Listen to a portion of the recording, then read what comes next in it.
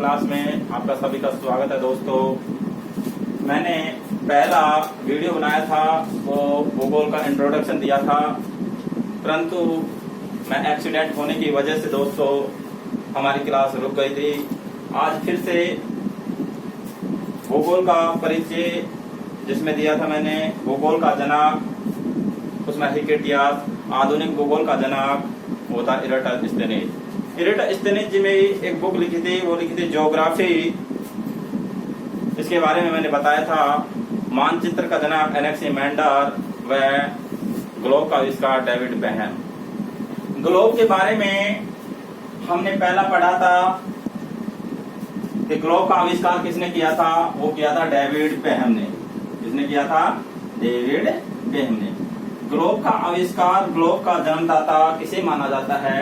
David Behaim को माना जाता है। ये ग्लोब में जो पूर्व से पश्चिम में जो रेखाएं खींची जाती हैं उसे कहा जाता है अक्षांश रेखा। क्या कहा जाता है? अक्षांश रेखा।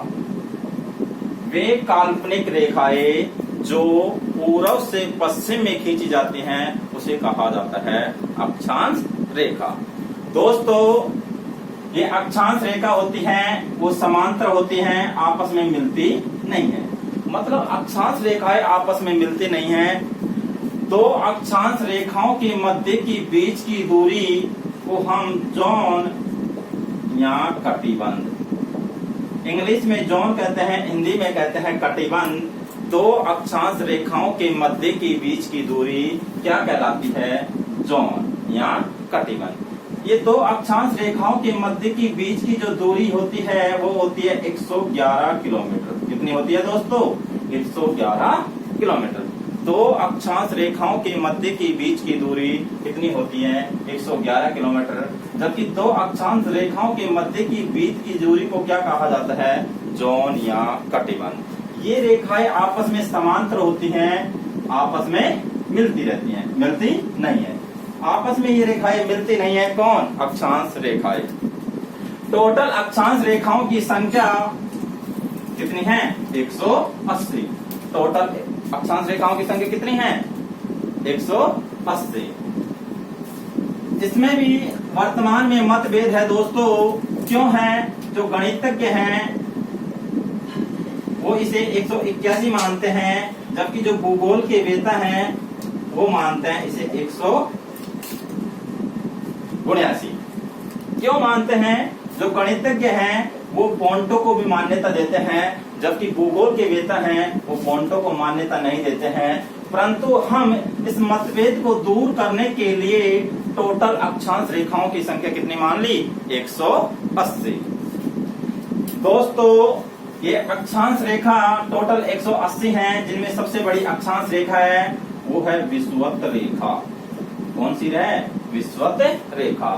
विषुवत रेखा को हम 0 डिग्री अक्षांश रेखा या भूमध्य रेखा के नाम से भी जानते हैं। किसके नाम से जानते हैं? भूमध्य रेखा। भूमध्य रेखा के नाम से भी जानते हैं किसे? विषुवत रेखा को। पृथ्वी को 2 बराबर भागों में बांटने की वजह से विषुवत रेखा को किस नाम से जानते हैं? भूमध्य रेखा के नाम से भी जानते हैं। हम दोस्तों विषुवत रेखा के बारे में या भूमध्य रेखा के बारे में वास्तविक रूप से पढ़ेंगे कि विषुवत रेखा क्या है, इसमें क्या कौन कौन से क्वेश्चन बनते हैं, एग्जामिनर कौन कौन से क्वेश्चन पूछते हैं दोस्तों, इसके बारे में हम देखेंगे।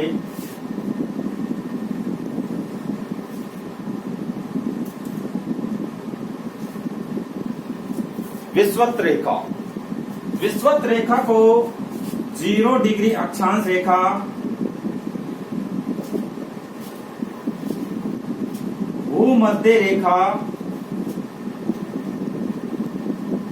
पृथ्वी को 2 बराबर भागों में बांटने की वजह से इसे भूमध्य रेखा के नाम से भी जानते हैं। किसे? विषुवत रेखा को।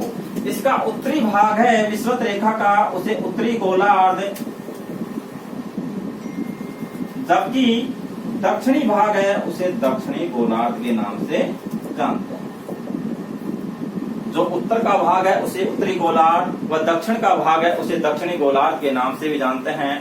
उत्तरी गोलार्ध को हम स्थल भाग के नाम से जानते हैं। जबकि दक्षिणी गोलार्ध को हम जल भाग के नाम से भी जानते हैं। जो भूमध्य रेखा का उत्तरी भाग है उसे स्थल गोलार्ध, व दक्षिणी गोलार्ध का दक्षिण का भाग है उसे जल गोलार्ध के नाम से भी जानते हैं। दोस्तों, जो विषुवत रेखा है या भूमध्य रेखा है, इसके रोज 4 बजे वर्षा होती है। उस वर्षा को हम सौहानीय वर्षा के नाम से जानते हैं। विषुवत रेखा के आसपास रोज 4 बजे जो वर्षा होती है उसे सौहानीय वर्षा के नाम से भी जानते हैं। संसार में सर्वाधिक जैव विविधता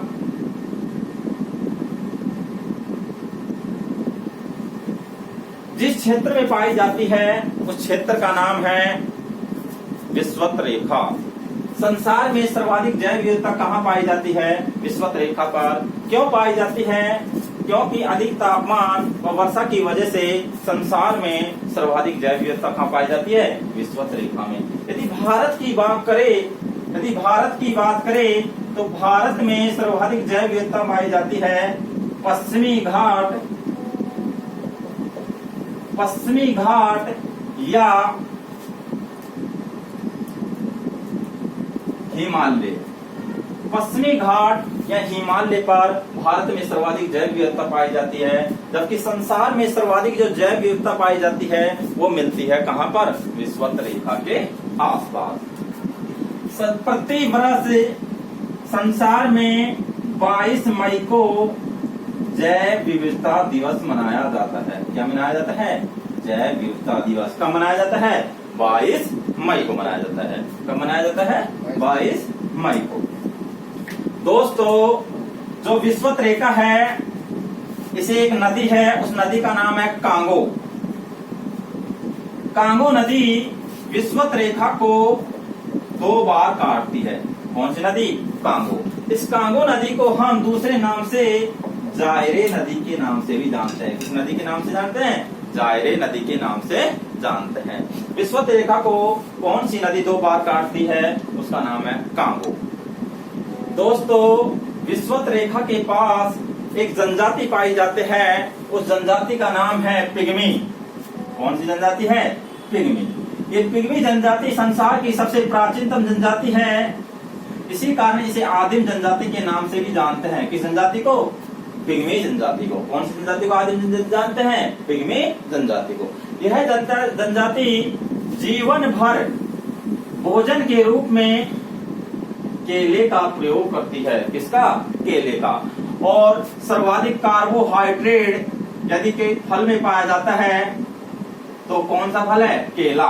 यदि खाद्यान्न की बात करें तो सर्वाधिक खाद्यान्न जो कार्बोहाइड्रेट मिलती है वो मिलती है चावल में। यदि फल की बात करें तो सर्वाधिक केले में पाई जाती है। यदि सब्जी की बात करी जाए तो सब्जी सर्वाधिक कार्बोहाइड्रेट किसमें मिलती है? आलू में। किसमें मिलती है? आलू में मिलती है। पिग्मी जनजाति तिक्सी मक्खी के प्रकोप से बचने के लिए जीवन भर मिट्टी का क्या करती है? लेप। कौन सी जनजाति? पिग्मी जनजाति। जीवन भर तिक्सी मक्खी के प्रकोप से बचने के लिए पिग्मी जनजाति जीवन भर मिट्टी का लेप करती है। कौन सी जनजाति? पिग्मी जनजाति। ये पिग्मी जनजाति है हमेशा पेड़ों पर रहती है। क्यों रहती है? क्योंकि सर्वाधिक वर्षा संसार में कहाँ होती है? विषुवत रेखा पर। विषुवत रेखा पर वर्षा होती है, परंतु वहां पर सर्वाधिक पेड़ भी हैं। पेड़ होने की वजह से तापमान है वो जमीन पर नहीं जाता है। इसकी वजह से विषुवत रेखा पर सर्वाधिक कौन सी भूमि पाई जाती है? दलदल। कौन सी भूमि पाई जाती है? दलदल। दलदल में जो गैस होती है उसका नाम है मीथेन। दलदल से कौन सी गैस निकलती है? मीथेन। और मीथेन को ही हम CH4 या मार्स गैस के नाम से भी जानते हैं। दलदल में कौन सी गैस पाई जाती है? मीथेन, CH4 या मार्स। एक ही बात है दोस्तों। पटवारी 2016 क्वेश्चन में आया था कि CNG संपीड़ित प्राकृतिक गैस में कौन सी गैस पाई जाती है? वो थी मीथेन। 2016 एग्जामिनर पे पूछा था, यदि दलदल में कौन सी गैस पाई जाती है? मीथेन। सीएनजी में कौन सी गैस पाई जाती है? मीथेन। वह कारखानों से जो गैस निकलती है वो गैस भी कौन सी होती है दोस्तों? मीथेन होती है। दोस्तों, जो विषुवत रेखा है वो सबसे बड़ी अक्षांश रेखा होती है। सबसे बड़ी अक्षांश रेखा कौन सी रेखा होती है? विषुवत रेखा होती है। कौन सी रेखा होती है? विषुवत रेखा। ये विषुवत रेखा 3 महाद्वीपों को काटती जाती है। उसका नाम है एक तो दक्षिण अफ्रीका महाद्वीप। इस महाद्वीप को हम अंध महाद्वीप के नाम से भी जानते हैं। किसे? दक्षिण अफ्रीका महाद्वीप को। अगला जो देश आता है, अगला जो महाद्वीप आता है सॉरी, उसका नाम है एशिया। एशिया महाद्वीप को भी काटते हुए जाती है कौन सी रेखा? अब विषुवत रेखा। अगला जो महाद्वीप है वो है उत्तरी अमेरिका। 3 महाद्वीपों को काटते हुए जाती है विषुवत रेखा। उत्तरी अमेरिका, अफ्रीका व एशिया महाद्वीप, तीनों को काटते हुए गुजर जाती है कौन सी रेखा? विषुवत रेखा। कौन सी रेखा?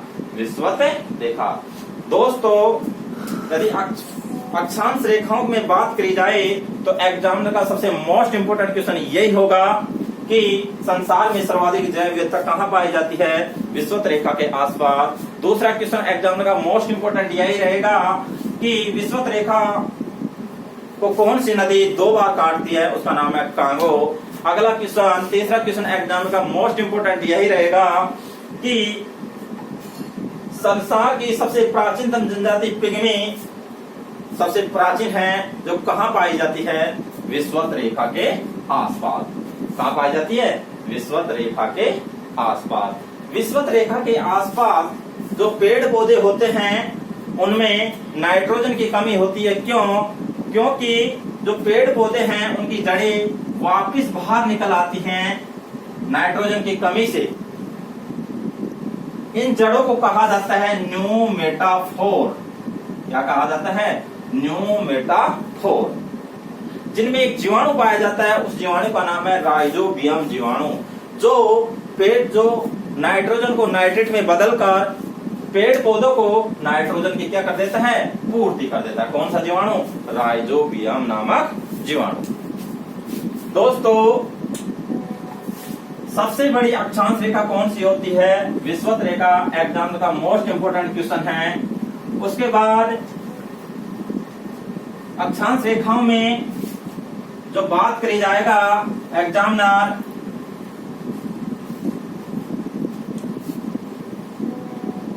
23.5 डिग्री उत्तरी अक्षांश।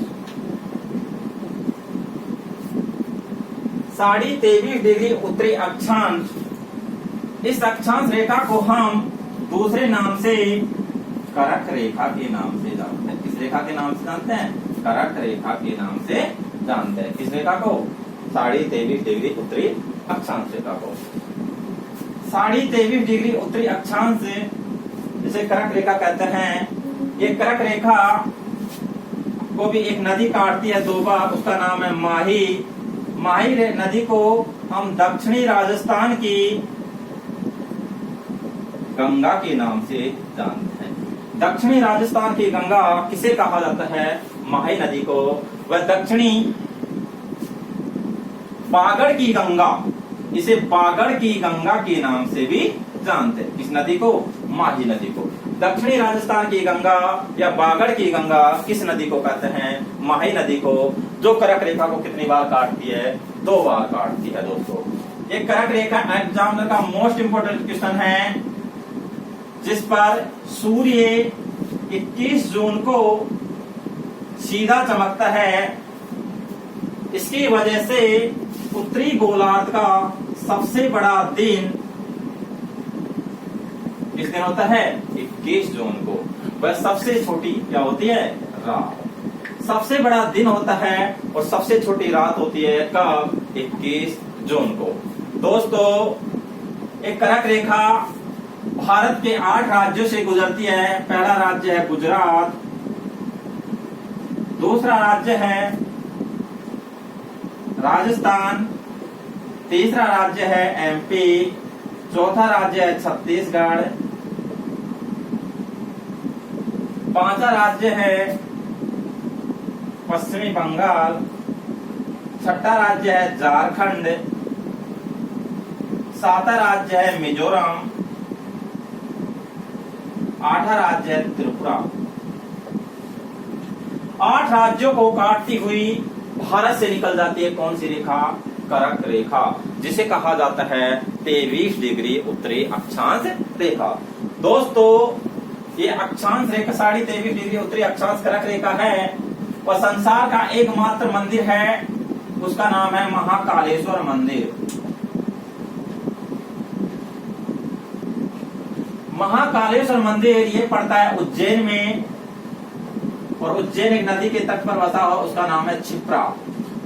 क्षिप्रा नदी के तट पर महाकालेश्वर मंदिर है, उसको काटते हुए निकल जाती है कौन सी रेखा? कर्क रेखा। भारत का सबसे बड़ा दिन कौन सा दिन होता है? 21 जून। और यदि सबसे छोटी रात की बात करें, वो भी कौन सा दिन होता है? 21 जून। दोस्तों, हमने जो विषुवत रेखा पर सूर्य जो सीधा चमकता है वो होता है 21 मार्च व 23 सितंबर। 21 मार्च व 23 सितंबर को विषुवत रेखा पर सूर्य सीधा चमकता है। इसकी वजह से यहाँ पर दिन और रात की अवधि क्या होती है? बराबर। दिन और रात की अवधि बराबर कितनी कब होती है? 21 मार्च व 23 सितंबर को। जबकि दोस्तों 21 जून को भारत का या उत्तरी गोलार्ध का सबसे बड़ा क्या होता है? दिन होता है। कब? 21 जून को। संसार में प्रतिवर्ष 21 जून को ही मनाया जाता है योग दिवस। संसार में 21 जून को क्या मनाया जाता है? योग दिवस। अगली जो रेखा आती है, अक्षांश रेखा होती है, उसे कहते हैं 23.5 डिग्री दक्षिणी अक्षांश रेखा। इसको रेखा को हम मकर रेखा के नाम से भी जानते हैं। इस रेखा को 23.5 डिग्री दक्षिणी अक्षांश रेखा को। इसको भी एक नदी 2 बार काटती है, उस नदी का नाम है लिम्पोपो। लिम्पोपो जो कितनी बार काटती है? 2 बार। किस नदी को? तो किसको? मकर रेखा को। दोस्तों, जो दक्षिणी गोलार्ध में जो सबसे बड़ा दिन होता है वो होता है 22 दिसंबर। दक्षिणी गोलार्ध का सबसे बड़ा दिन 22 दिसंबर होता है, जबकि उत्तरी गोलार्ध का सबसे बड़ा दिन होता है 21 जून को। तो 21 जून को सबसे बड़ा दिन है, तो यह सबसे छोटी होगी रात। जबकि यहाँ सबसे बड़ा दिन है, तो यहाँ होगी सबसे छोटी रात। 22 दिसंबर को दक्षिणी गोलार्ध में सबसे छोटी क्या होती है? रात होती है। दोस्तों, हमारा जो क्लास थी वो 1-1.5 महीने पहले ही स्टार्ट हो गई थी, परंतु मैं एक्सीडेंट होने की वजह से हमारी क्लास रुक गई थी। वापिस हमारी क्लास को रेगुलर चलाई जाएगी। सुबह मैं आपको हिस्ट्री पढ़ाऊंगा और हिस्ट्री में आपको मोस्ट इम्पोर्टेंट क्वेश्चन जो एग्जामिनर बार बार पूछता है उसको पढ़ाऊंगा। और शाम को मैं 7 से 8 बजे मेरी क्लास चलेगी, वो चलेगी ज्योग्राफी की, और 10-10 मिनट में करंट का क्वेश्चन पूछूंगा।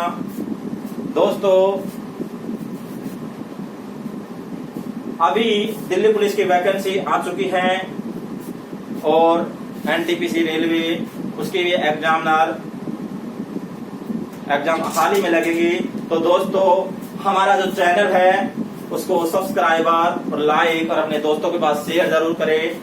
यदि गड़बड़ हो गई है कुछ भी तो थोड़ा सा समय जरूर लगेगा दोस्तों, क्योंकि 2-2.5 साल हो गए लगभग पढ़ाए हुए, परंतु हमारी गाड़ी फिर से पटरी पर आ चुकी है। दोस्तों, यदि 6 महीने आपने हमारा साथ दिया, हमारा मनोबल बढ़ाया, तो कोई बड़ी चीज नहीं होती है नौकरी। हम तुम्हारे साथ हैं, हमारा थोड़ा सा साथ दीजिए दोस्तों। और रोज हमारी क्लास को अटेंड करना। सुबह 7 से 8 हिस्ट्री और शाम को 7 से 8 रहेगी ज्योग्राफी। 10 मिनट लास्ट के करंट का क्वेश्चन पूछो लूंगा, और संडे के दिन मेरी क्लास लगेगी, वो लगेगी साइंस की, जो मोस्ट इम्पोर्टेंट एग्जामिनर बार बार क्वेश्चन पूछता है, वो लगेगी। परंतु दोस्तों, हमारे चैनल को लाइक व सब्सक्राइबर जरूर करना, हमारा मनोबल बढ़ाना जरूर। हम तुम्हारे साथ रहेंगे। जो क्वेश्चन एग्जामिनर पूछेगा वही आपके पास लाऊंगा, और वर्तमान में मैं दिल्ली पुलिस में हूँ, आपको पता नहीं हो तो। दोस्तों, संसार में सर्वाधिक जैव विविधता विषुवत रेखा के आसपास पाई जाती है। एग्जामिनर का मोस्ट इंपोर्टेंट क्वेश्चन आरएस में पूछा जाता है। वह उष्णकटिबंधीय सदाबहार वन कहाँ पाए जाते हैं? विषुवत रेखा के आसपास। उष्णकटिबंधीय सदाबहार वन कहाँ पाए जाते हैं? कहाँ पाए जाते हैं? विषुवत रेखा के आसपास। जो अक्षांश रेखा होती हैं, उनका कारण यह होता है दोस्तों कि किसी भी देश की जलवायु का पता लगाने के लिए, किसी भी देश की जलवायु का पता लगाने के लिए हम काल्पनिक रेखा मानते हैं। तो अक्षांश रेखाओं का मेन काम क्या होता है? जलवायु का पता लगाना। अब अगली क्लास कल लगेगी हमारी दोस्तों, और इस चैनल को लाइक व सब्सक्राइब जरूर करें और अपने दोस्तों के पास शेयर करें।